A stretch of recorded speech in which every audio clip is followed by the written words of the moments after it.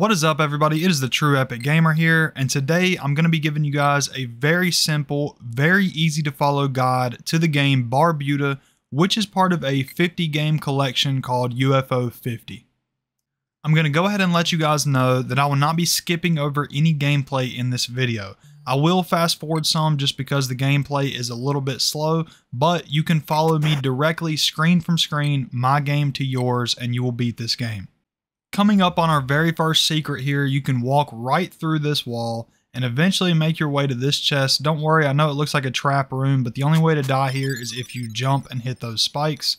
Now we've got the umbrella. What this allows us to do is walk directly underneath those acid drops and they won't deal any damage to us at all. Now you notice I went up there and grabbed that chest. All it had in it was 50 cash. However, you'll understand later on why that's so important. I also want to mention that in this video, I'm going to be showing you guys the easiest way to beat this game. So if you follow this video, it's not going to get you 100% completion. It's not going to get you every item in the game, but it is going to be the easiest way to beat the game.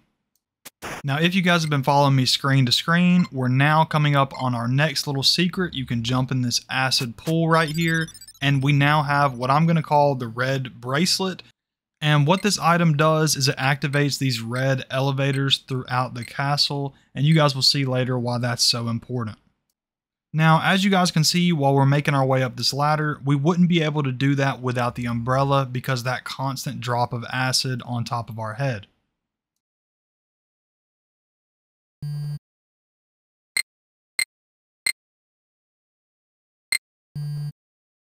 Now, making our way across these spikes, we'll be grabbing $100 cash, and I'll go ahead and explain to you guys why the money is so important.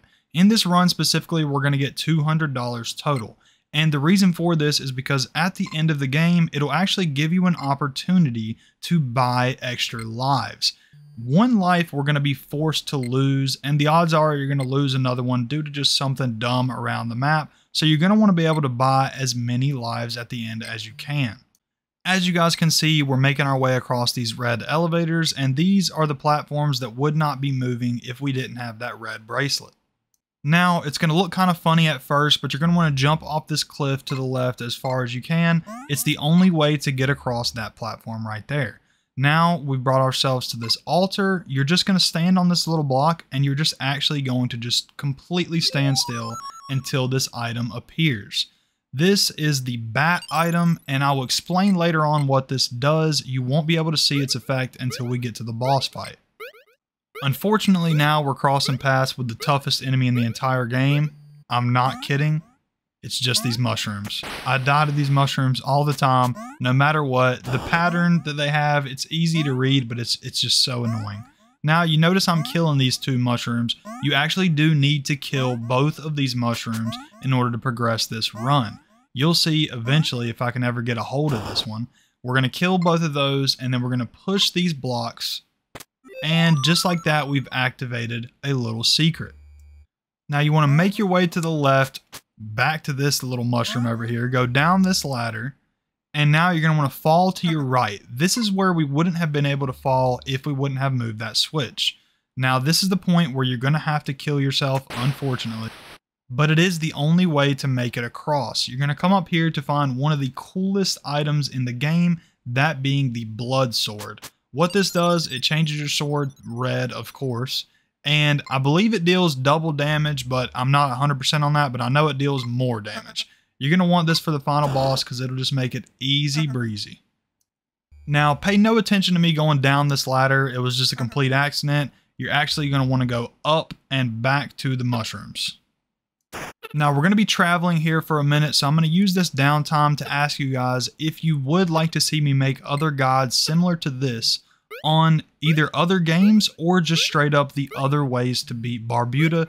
Just because, as I mentioned, I believe there's 3 ways total. There could be even more than that, but there's definitely 2 more ways. And if you didn't notice, because I know that was really quick, I destroyed that little block. It gave us the last $50. Now, when you guys come into this very weird A-B room, you're going to want to follow the exact pattern that I use. I drew a line on the screen to make it easier for you. This makes more sense if you understand how the puzzle works. Just a quick explanation is there's another room on the other side of the castle that is BA instead of AB, and this is the path you take in that room except for mirrored. And as you guys can see, it opened a secret wall on the bottom. Now we're going to come up here and we're going to get essentially our last item, which is what I'm going to call the big key. As we're making our way back up here, I will ask that if you guys do enjoy this video, make sure to leave a like and a comment, and of course subscribe if you want to see more content like this in the future. I know UFO 50 is a very niche, very small player base, but I love the game so much that I'd love to just make videos on this constantly.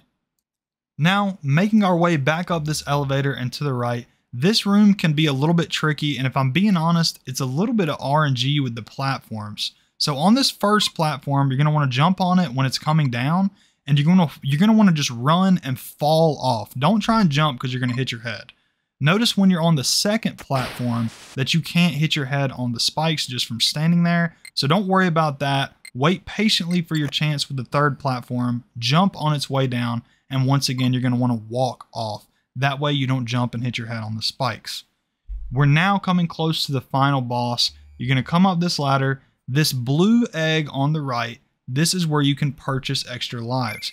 It costs 100 each, so you can buy 2 if you copied my run exactly and you have $200. And even though it doesn't look like it, you can walk right over this invisible wall, and up this ladder is the final boss. Now really quick, I want to show you guys a different run. In this run, I don't have the blood sword and I don't have the bat item that we got from the altar. And you'll notice these ghosts flying around. They won't be a problem in our run because we got the bat item. As you can see, this bat flying on our screen, he's going to deal with the flying phantoms on the left and right side of the screen. All we need to focus on is dodging the bullets that are coming down at us, the 2 projectiles that he fires at once. Dodge, dodge, dodge. When you see that he is shaking, means he's going to come down and you're going to want to swing on him. As you guys can see, it only takes 4 hits from the blood sword to kill him, so it's really not too difficult at all. I hope this video was helpful for anybody who was having trouble, and I hope you guys have a great rest of your day. And as always, peace.